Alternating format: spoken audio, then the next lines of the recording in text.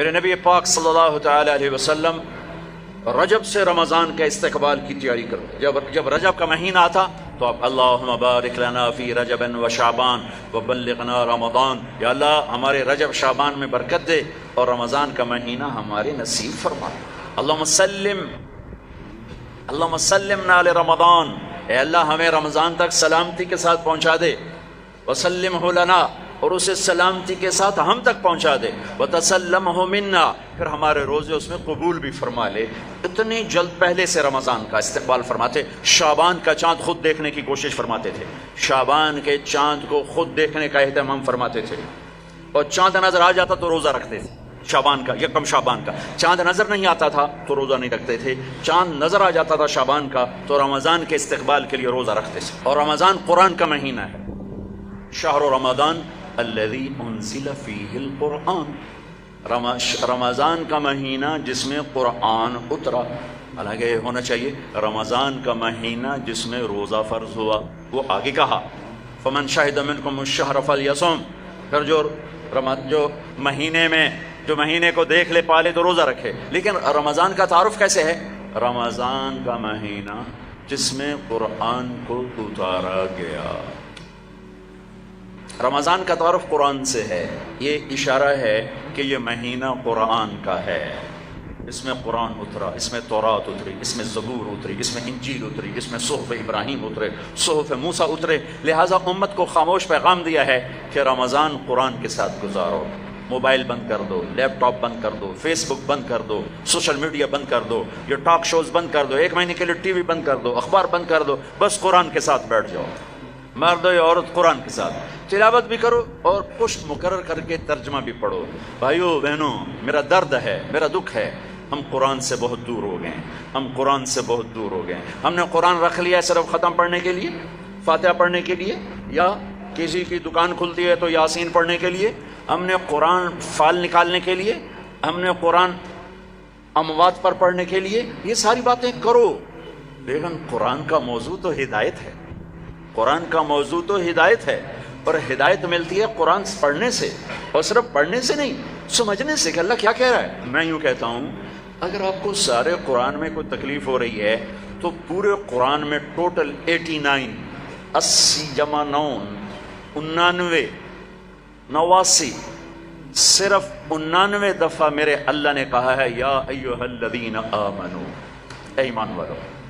تو اللہ کیا کہہ رہا ہے؟ مجھ سے بات کرنے لگا ہے. یا ایھا الناس، پوری دنیا سے بات. یا ایھا الذین کفروا، کافروں سے بات.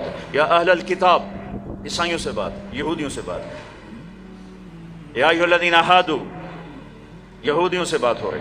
لیکن یا بنی آدم، ساری دنیا سے بات ہو رہی. لیکن آپ کہتے ہیں نا یا ایھا الذین آمنوا. تو اس کی مثال ایسے جیسے آپ سب بیٹھے ہوئے. اب کتنے بیٹھے؟ میں کہتا ہوں بھائی نواز صاحب ذرا میری بات سنیں. میں ان کو یہاں بلا لیتا ہوں، یوں بات شروع کر دیتا ہوں. آپ سب کے دل میں آئے گا کوئی خاص بات ہے، تو خاص بات ہو رہی ہے نا، تو خاص بات ہو رہی ہے. میرا رب قرآن کے 30 پاروں میں، میں قربان جاؤں کتنے تھوڑے ہمیں اللہ نے حکم سنا ہے، صرف 89 دفعہ اے ایمان والو، اے ایمان والو، اے ایمان والو، اے ایمان والو. اس کے بعد اللہ کیا کہتا ہے؟ اللہ کے واسطے اتنا تو پڑھ لو کہ اللہ تو کیا کی جانا دس. اور اس میں ہر دفعہ نیا حکم نہیں ہے، ایک ہی حکم کئی دفعہ آیا ہے. یا ایھا الذین آمنوا اتقوا اللہ حق تقاته، یا ایھا الذین آمنوا اتقوا اللہ ولتنظر نفس ما قدمت لغد واتقوا اللہ. یا ایھا الذین آمنوا اتقوا اللہ وآمنوا برسولہ. اتقوا اللہ، اتقوا اللہ، اتقوا اللہ، تکرار کے ساتھ. تو میرے بھائی بہنوں، اتنا تو قرآن دیکھ لو کہ یا ایھا الذین آمنوا کے بعد اللہ کیا کہتا ہے، کیا کہہ رہا ہے. جس کا ترجمہ پسند ہے اس کا پڑھ کے دیکھ لو کہ میرا اللہ مجھ سے کیا کہتا ہے. اللہ کے واسطے قرآن سے دوری ختم کرو. قرآن سے اخبار پڑھنے کے لیے بھی ٹائم ہے، ٹاک شو دیکھنے کے لیے بھی ٹائم ہے، فضولیات کے لیے بھی ٹائم ہے. کرو، آدھا گھنٹہ نکال لو، آدھا گھنٹہ، 15 منٹ، 10 منٹ، چلو ایک آیت. تو میرے بھائی بہنوں، اس مہینے کو قرآن کا مہینہ بناؤ. فمن شہد منکم الشہر فلیصم، مہینہ آ گیا، روزہ رکھو. فمن کان مریضا علی سفر فعدۃ من ایام اخر، مریض ہو سفر میں ہو بعد میں رکھ لو. ایک لفظ اور ہے وَلِتُكْمِلُوا الْعِدَّةَ، اس مہینے کو مکمل کرو، پورا کرو. لیکن لفظ ہے کمال. کمال کا کیا مطلب ہوتا ہے؟ صفات میں پورا کرنا.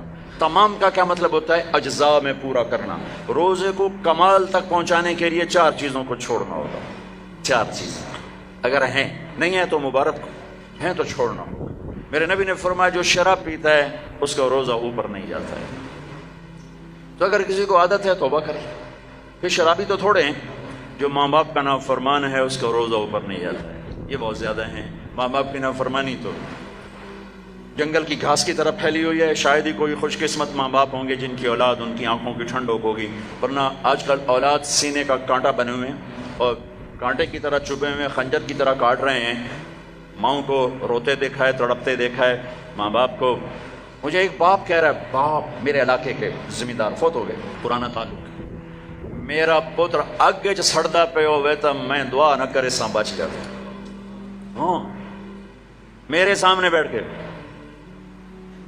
کہ مولانا صاحب وہ دی ماں بھی آندی ہے جا اگے سڑدا پہ اسی تو میں نہ اکسان اللہ سائیں میرے پتر نو بچا. تو ماں باپ کی نافرمانی یہ روزے کو نہیں پورے دین کو روک دیتی ہے، پورے دین کو روک دیتی ہے. صرف روزہ نہیں ہے، پورا دین رک جاتا ہے. ایک صحابی علقمہ رضی اللہ تعالیٰ عنہ، ان کی بیگم کا پیغام آیا ہے کہ میرے خامن مر رہے ہیں، کلمہ نہیں پڑھا جا رہا. صحابی جن کے بارے میں اللہ کہتا ہے کلن وعد اللہ الحسنى، میرے محبوب تیرا ہر صحابی جنتی. وعدہ کیا ہے؟ وعدہ. ان کی خطائیں معاف، یہ نہیں کہ ان سے گناہ نہیں ہوئے تو ہم نے معاف کر دیا، آپ کی طفیل معاف کر دی. تو آپ دوڑے ہوئے گئے، کہا بیٹا کلمہ پڑھو. کہا جی نہیں پڑھا جا رہا، بول رہے ہیں کلمہ نہیں پڑھا جا رہا. آپ نے پوچھا ماں باپ میں کون ہے؟ کہا جی ماں. آپ نے پوچھا ناراض ہے؟ کہا جی ناراض ہے. ہم بڑھو، وہ آ گئیں. تو آپ نے پوچھا علقمہ کی ماں تم ناراض ہو بیٹے سے؟ کہا جی ناراض ہو. کیوں ناراض ہو؟ اب وجہ سننا، آج کل کی وجہ نہیں، وجہ سننا. کہا یا رسول اللہ میرا بچہ بہت نیک ہے، رات کا اٹھنے والا تھا، دن کا روزے والا تھا، لیکن مجھ سے بات بدتمیزی سے کرتا تھا، سخت لہجے میں بولتا تھا. مجھے اس کا دکھ ہے، اس نے اپنی زبان سے میرا دل توڑا، زخمی کیا. اللہ اللہ. آج کی طرح نہیں کہ ماں باپ کو دھکے دیے جا رہے ہوں، گالیاں دی جا رہی ہیں، صرف اتنا کہ یہ مجھے بدتمیزی کے ساتھ مجھ سے بولتا تھا. تو آپ نے کہا معاف کرو گی؟ کہا میرا جی نہیں چاہتا. آپ نے کہا میں آگ لگا دوں اس کو، پھر سفارش کرو گی؟ کہا نہیں اتنی تو ناراض نہیں کہ آگ میں جلتا دیکھو. کہا پھر اگر تو نے اسے معاف نہ کیا تو اللہ اسے آگ میں جلا دے گا. کہا اچھا میں معاف کرتی ہوں، میں معاف کرتی ہوں. آپ نے کہا بیٹا کہو لا الہ الا اللہ. تو ان کی زبان سے نکلا لا الہ الا اللہ اور جان نکل گئی. پھر آپ نے ان کا جنازہ پڑھا اور جنازے کے بعد آپ نے اعلان فرمایا جس نے ماں باپ کو تکلیف دی اس پہ اللہ کی لعنت، فرشتوں کی لعنت، زمین آسمان کی لعنت. نہ ان کی نماز قبول ہے، نہ روزہ قبول ہے، نہ حج قبول ہے. تو روزے کو روکنے والی چیز ہے شراب، ماں باپ کی نافرمانی. لیکن ماں باپ سے بھی کہتا ہوں ایسے رویے مت اختیار کرو کہ اولاد گستاخ ہو جائے. آج کے 90% ماں باپ اپنی خطاؤں سے اولاد کو گستاخ بنا رہے ہیں. انہیں پتہ نہیں ہے کہ اولاد کو لے کے کیسے چلنا ہے. تربیت چڑھائی چڑھنے کو کہتے ہیں، رب واسے ہے تربیت. اور چڑھائی چڑھنے میں پسینے آتے ہیں، بدن ٹوٹتا ہے. اور آج کی تربیت ہے ڈنڈے مارو بے عزت کرو، ڈنڈے مارو بے عزت کرو، چاہے ماں باپ ہو، چاہے اسکول ہو، چاہے مدرسہ ہو، چاہے وہ مکتب ہو، بے عزت کرو. یہ چیز گستاخی پیدا کرتی ہے. میرے نبی نے کہا اکرموا اولادکم، اکرموا اولادکم، اپنی اولاد کو عزت دو. حضرت علی کا فرمان ہے لأنہم خلقوا لزمان غیر زمانکم، یہ تم سے اگلے زمانے کے لیے پیدا کیے گئے ہیں. اگر اپنے نام کو باقی رکھنا چاہتے ہو تو ان کو عزت دو. اور میرے نبی کیسے عزت دیتے تھے؟ بس فاطمہ رضی اللہ تعالیٰ عنہا گھر تشریف لاتی، کبھی کبھی تو نہیں آتی، دیوار کے ساتھ دیوار ہے، آنا جانا لگا ہوا ہے، لگا ہوا ہے، لگا ہوا ہے. جتنی دفعہ آتی ہیں اور جب آتی، جتنی دفعہ آتی ہیں اور جب آتی، میرے نبی کھڑے ہو جاتے، چار پیر پہ کھڑے ہو جاتے، کھڑے ہو جاتے. اور وہ فاطمہ ہیں، یہ میرے نبی ہیں، یہاں کھڑے ہو کر انتظار نہیں کرتے تھے، آگے بڑھ جاتے تھے، آگے بڑھتے تھے اور آگے بڑھ کر اپنی بیٹی کا ہاتھ پکڑتے، پھر یہاں بوسہ لیتے، پھر ان کا ہاتھ پکڑ کے لاتے، پہلے اپنی بیٹی کو بٹھاتے اور اس کے بعد خود بیٹھتے تھے. سبحان اللہ، کیا کمال ہے، کر کے دکھایا. ہم تو اپنے بیٹوں کا کبھی شاباش ہی نہیں دیتے. میں نے ایک دوست سے کہا یار اپنے بچوں کو کبھی شاباش بھی دیا کر. کہا کس گل کی شاباش دے سارا دن ستے رہتے شاباش دے فلموں میں شاباش دے گانے سنتے شاباش دے. میں کہ یہ تو برائیاں ہو گئیں, کوئی اچھائیاں بھی دیکھ. اچھائیاں بھی ہوں گی, چونکہ ہر انسان کے اندر نیگیٹو تار بھی ہے, پازیٹیو تار بھی ہے. تو ان کی اچھائیوں کو واہ واہ کرو, وہ برائیاں خود چھوڑتے چلے جائیں گے. ہر وقت ٹوکا ٹاکی, ہر وقت ٹوکا ٹاکی, یہ کیوں نہیں کیا, یہ کیوں نہیں کیا, یہ کرنا تھا. اور ایک یہ پڑھائیوں نے تباہ کر دیا ہماری نسل کو, ہماری اولاد کو. 3 سال کا بچہ جسے ماں کی گود کی ضرورت ہوتی ہے, وہ ظالم ماں ہے جو 3 سال کے بچے کو اسکول کے حوالے کر دیتی. تیسرا جس سے روزہ برباد ہوتا ہے, جو رشتہ داروں سے لڑتا ہے, خون کے ماں کے رشتے, باپ کا رشتہ, چچا باپ کا رشتہ, باپ کی طرف سے جو بھی رشتے آ رہے ہیں باپ کی طرف سے, ان سے لڑائی جھگڑے. ماں کی طرف سے رشتہ, خالہ, نانی, نانا, ماموں, باپ کا رشتہ, پھوپھی, پھوپھا, خالہ, خالو, جو ان سے سینگ پھنساتا رہتا ہے, لڑتا رہتا ہے, اس کا روزہ بھی اٹک جاتا ہے, اوپر نہیں آتا ہے. تو بھائی اگر کوئی ایسا لڑائی بڑائی کا چکر ہے, اس سے بھی توبہ کرو, اپنے روزے کو بچاؤ. چوتھا, جو کسی کے لیے دل میں نفرت پالتا ہے, دل میں بغض پالتا ہے, دل میں کینہ پالتا ہے, اس کا روزہ بھی اٹک جاتا ہے. اپنے دل کو بھائیوں بہنوں نفرت سے صاف کرو, بغض سے, کینہ سے صاف کرو. ماں باپ کی دعائیں لو, رشتہ داروں سے صلح کرو, اپنے روزہ بچاؤ, تاکہ اللہ تقوی کا لباس دے اور اللہ کی بارگاہ میں پیشی ہو سکے. میرے محبوب صلی اللہ تعالی علیہ وسلم تو سارا سال ہی روزے رکھتے تھے, سارا سال ہی روزے رکھتے تھے. اور ہمیں اللہ نے سحری عطا فرمائی. پہلی امتوں کو سحری نہیں ملی, ہمیں اللہ تعالیٰ نے سحری عطا فرمائی. ہمیں بھی 24 گھنٹے کا روزہ ملا. افطاری کر کے آنکھ لگی, روزہ شروع ہو گیا, روزہ شروع ہو گیا, جو پہلا ہوتا تھا. تو ہمارا بھی ایسے ہی ہوا. تو ایک صحابی ہیں قیس بن سرمہ, وہ آئے, مزدور تھے, افطاری کا سامان نہیں تھا, بیوی گئی سامان لینے, ان کی آنکھ لگ گئی, ان کو آنے میں دیر ہو گئی. سورج چھپ گیا, دیکھا تو سوئے پڑے, کہا ہے ابن سرمہ مارا گیا. کیا ہوا؟ کہ روزہ شروع ہو گیا. روزہ شروع ہو گیا. تو وہ دوپہر کو بے ہوش ہو گئے, اور ایک روایت میں تھا نماز پڑھنے گیا, گر کے بے ہوش ہو گئے. اللہ کے نبی کو پتہ چلا, بہت غمگین ہوئے, تو اللہ نے قرآن اتار دیا, چل میرے محبوب تیری امت کو اجازت ہے سحری تک کھاؤ, سحری تک کھاؤ. تو اللہ نے ہمیں سحری عطا فرمایا.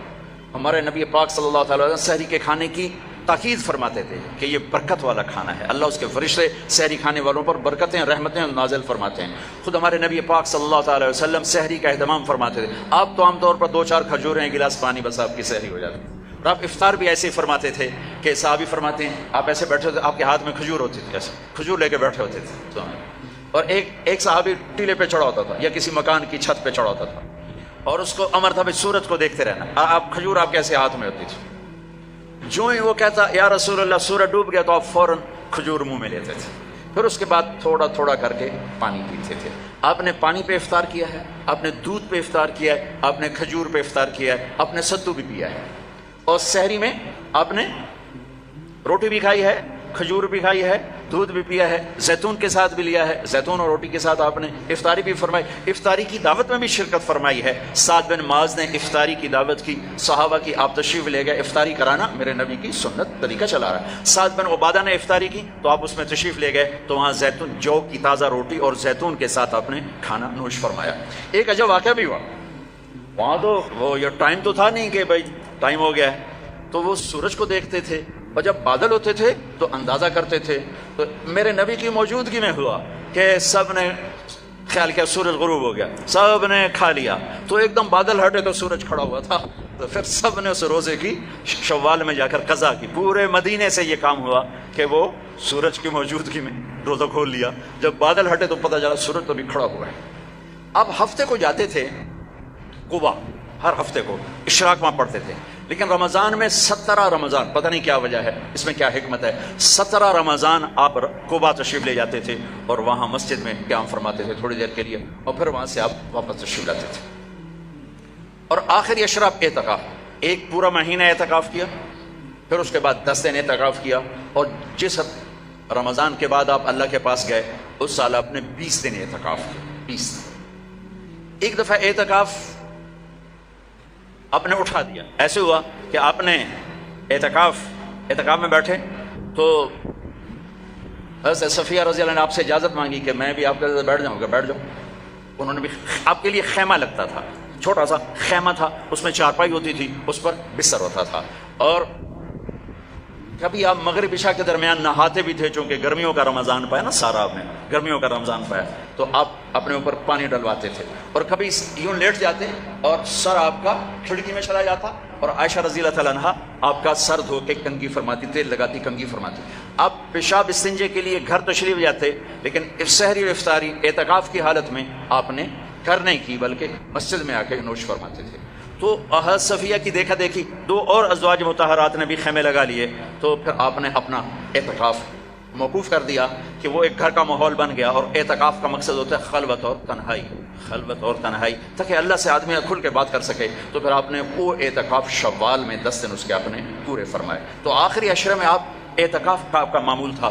اور ایک چیز آپ نے ہمیں دی، تراویح کی نماز، 3 دن آپ نے نماز پڑھائی، اور چوتھے دن مسجد بھر گئی، باہر بھی جگہ نہ ملی، تو آپ آئے ہی نہیں، شہری تک لوگ بیٹھے رہے۔ تو آپ شہری کے قریب آئے تو آپ نے فرمایا میں دیکھ رہا تھا تم سارے آئے ہوئے تھے، لیکن میں اس لیے نہیں آیا کہ مجھے ڈر لگا کہیں تمہارے اوپر یہ نماز فرض نہ ہو جائے، تکلیف سے بچانے کے لیے نہیں۔ تو پھر اللہ کے نبی کے دور میں صحابہ 5-5 6-6 کی ٹولیاں بنا کر قرآن سنتے تھے، اور کوئی یہاں کوئی یہاں کوئی یہاں، اور رکعت متعین نہیں تھی، کوئی 10 پڑھ رہا ہے، کوئی 8 پڑھ رہا ہے، کوئی 12 پڑھ رہا ہے، کوئی 20 پڑھ رہا ہے۔ صدیق کے دور میں بھی ایسے ہی تھا کہ سارے مختلف ایسے پڑھتے تھے۔ تو عمر رضی اللہ تعالیٰ عنہ نے اپنے دور میں پھر کہا ان سب کو میں جمع کروں گا، سب کو جمع کر کے، اور ابی بن کعب رضی اللہ تعالیٰ عنہ کو امام بنایا، اور آپ نے 20 تراویح باقاعدہ قرآن کے پورے ختم کے ساتھ اس کو آپ نے شروع فرمایا۔ اور ادھر عبداللہ بن صائب رضی اللہ تعالیٰ عنہ کو خواتین کا امام مقرر فرمایا کہ وہ ان کو تراویح پڑھائیں اور اس میں قرآن سنائیں۔ یہ جو حرم شریف میں دعا ہوتی ہے ختم قرآن کی نا، آخری رکعت میں قل اعوذ برب الناس، یہ دعا حضرت عثمان نے شروع کروائی کہ جب قرآن ختم ہو رہا تھا اور آخری 2 رکعت رہ گئیں، تو آپ نے حافظ سے کہا جب قرآن ختم کرو تو دعا کرنا۔ انہوں نے کہا جی کیا دعا کروں؟ کہ جو تیرے دل میں آیا کرنا۔ تو بھائی یہ حضرت عثمان رضی اللہ تعالیٰ عنہ کی سنت ہے کہ پھر انہوں نے یہ دعا منگوانا شروع فرمائی، اور اس وقت سے اب تک یہ امت کا معمول چلا آ رہا ہے۔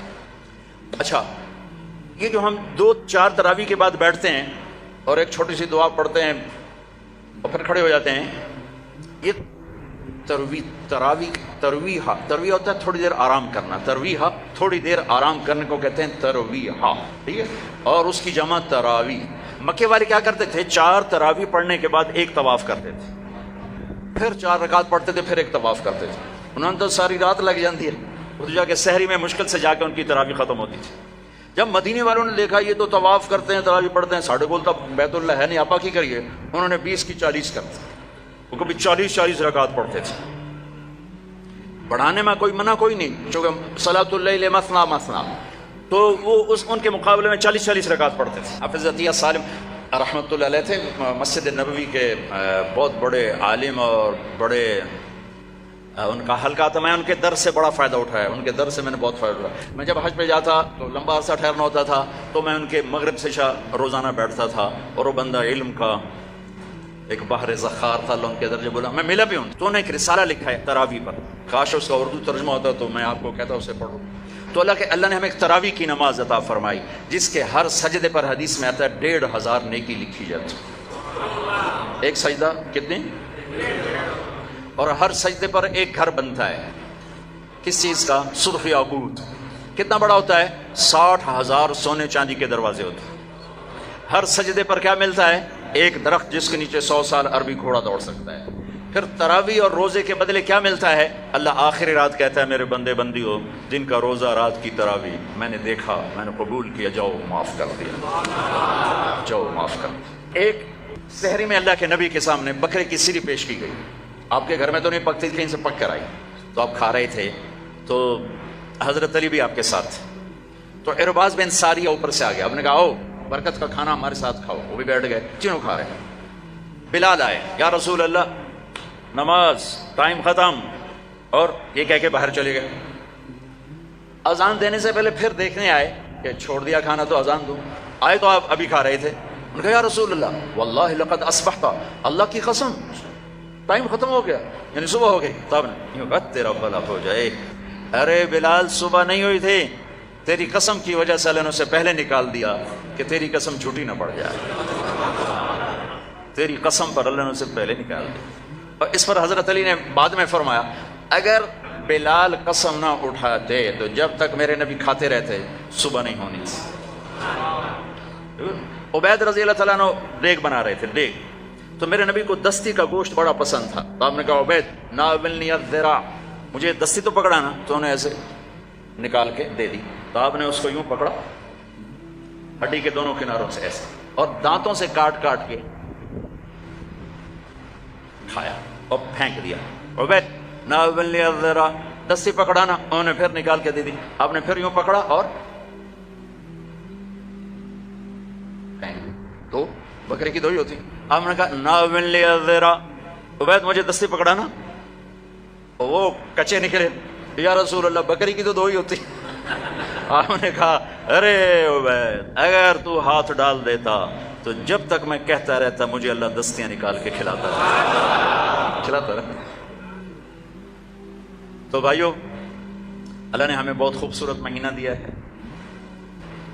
اب اس کی رحمتوں کا مہینہ ہے، جہنم کے دروازے بند ہیں، جنت کے دروازے کھلے ہوئے ہیں، اور اللہ کی معافی کے اعلان ہو رہے ہیں۔ آپس کی لڑائیاں معاف کرو، جھگڑے معاف کرو، جس سے بھی ہو، بیوی سے لڑائی ہے، بیوی کی خامن سے لڑائی ہے، ماں باپ کی بچوں سے، بچوں کی ماں باپ سے، بھائی بھائی سے، پارٹنر سے، دوست سے، اللہ کے واسطے دفن کر دو، دفن کر دو، اپنے ملک کو پاک کر دو لڑائیوں سے، فرقہ واریت سے۔ اس رمضان میں فرقہ واریت کو دفن کر دو۔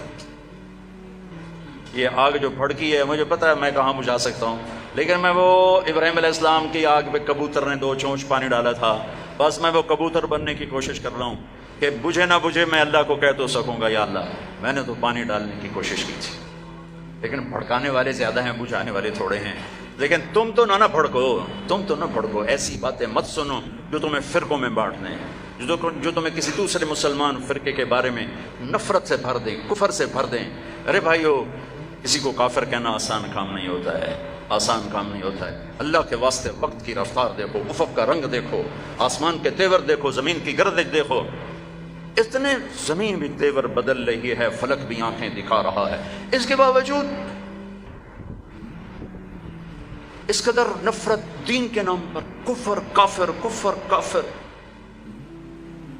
کون جائے گا جنت میں؟ کس کے لیے جنت ہے؟ بھائیو، دروازے اپنے مسلک پہ قابو رہو، دوسرے کو عزت دو، دوسرے کے لیے بھی جنت کا دروازہ کھلا رکھو، صرف اپنے واسطے نہ کرو اسام اندر جا کے تو ود کنڈا لا لینا کہ وڑن ہی نہیں دے، ایسی حماقت نہ کرو۔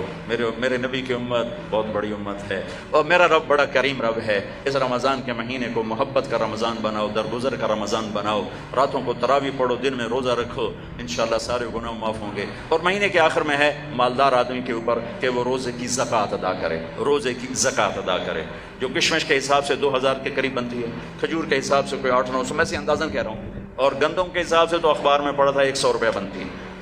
لیکن جو لوگ مالدار ہیں، گندم کے حساب سے نہ دو، کشمش کے حساب سے دو، تو انشاءاللہ اس کا آپ کو بہت اجر عظیم عطا